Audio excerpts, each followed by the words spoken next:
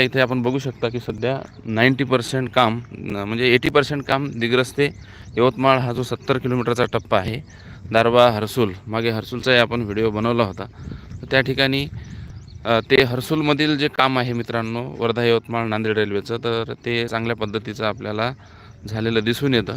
परंतु दिग्रस परिसरामधील हे रेल्वेचं काम आपल्याला या ठिकाणी हे कंपनीचे जे एकंदरीत ट्रक्स आणि इतर साहित्य आहे ते या साईडला दिसत आहे. आणि खरं तर हा रूट केव्हा होणार, कारण रेल्वेचं काम मित्रांनो सुरू झाल्यापासून त्याला पूर्ण व्हायला खूप वेळ लागत असतो. कारण याच्या बेसमेंटपासून आपण बघू शकता की हे कशा पद्धतीनं या ठिकाणी काम सुरू आहे. आणि याचं बेसमेंटपासून याच्या मेन म्हणजे काम पूर्णत्वास येण्याकडं आपण हे बघू शकता. या ठिकाणी याला मटेरियल्स किती लागतं आणि याची जी कॉस्ट असते मित्रांनो, तर ती कॉस्ट निश्चितपणे रेल्वे रूटची ही जास्त असते. आणि या समोर जे बेलमंडळ आहे, बेलगव्हाण आहे दिग्रस तहसीलमधील, तिथून फॉरेस्ट विभाग लागतो. समोर उमरखेड आणि पुसद याही दरम्यान फॉरेस्ट विभाग लागतो.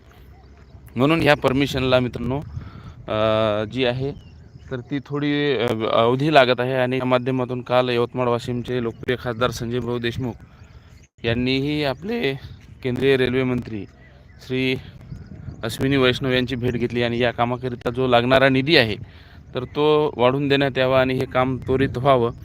कारण याचं 2009 सालीच लालू प्रसाद यादव यांच्या मार्फत या रूटचं काम मित्रांनो सुरू झालं होतं. विदर्भ आणि मराठवाड्याला जोडणारा हा जो प्रोजेक्ट आहे तर खरोखर महत्त्वाचा आहे आणि हा त्वरित लवकरात लवकर पूर्ण झाला पाहिजे. आणि या मागासलेल्या भागाच्या विकासासाठी मित्रांनो जोपर्यंत याला निधी येणार नाही तोपर्यंत याचा विकास होणार नाही. खरं तर हे लाईव्ह येण्यामागचं कारण एवढंच होतं की आज मॉर्निंग वॉकला आलं असताना हे आपण बघू शकता की त्याच रूटवरून तोच हायवे आहे आपला अकोला जातो आहे समोर. आणि त्या हायवेच्या माध्यमातून इतर आपल्याला हायवेपासून हा रूट साधारण दिग्रसमध्ये आपण बघू शकता एवढीच पायवाट आहे.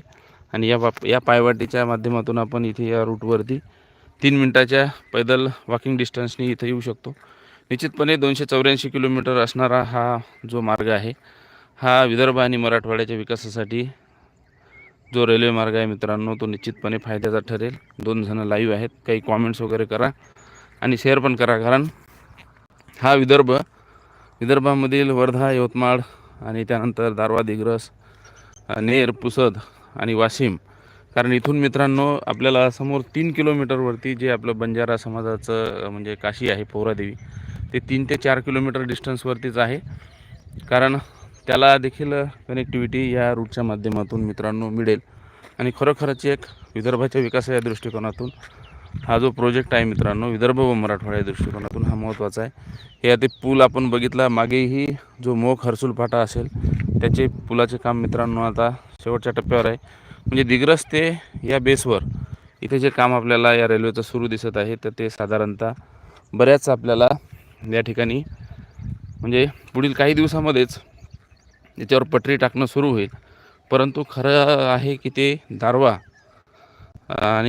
यवतमाळ इथेही काम प्रगतीपथावर आहे. परंतु आपल्याला काम आणखीन पुसद ते उमरखेड त्या भागात मित्रांनो सुरू झालेलं नाही. म्हणजे पहिला टप्पा सुरू होऊनही अनेक दिवस याचे आता झालेले आहेत, परंतु अद्यापही काम आपल्याला हे पूर्णत्वास जाताना दिसत नाही आहे. ज्या वेळेला पुसद विभागात काम चालू होईल, कारण मित्रांनो रेल्वेचं काम सुरू व्हायला म्हणजे या कामाला आज पाहतो आपण की 2016ला प्रत्यक्षात सुरुवात झाली आणि 2016पासून आज ही परिस्थिती आहे. परंतु अद्यापपर्यंत ही पुसद आणि तिकडल्या विभागात कामाने जोर पकडलेला नाही, अद्याप सुरुवातच झाली नाही. निधी मंजूर झाल्यानंतर लवकरात लवकर हा निधी यावा आणि मराठवाडा व विदर्भाच्या विकासामध्ये महत्त्वाचा हा एक टप्पा असणार आहे.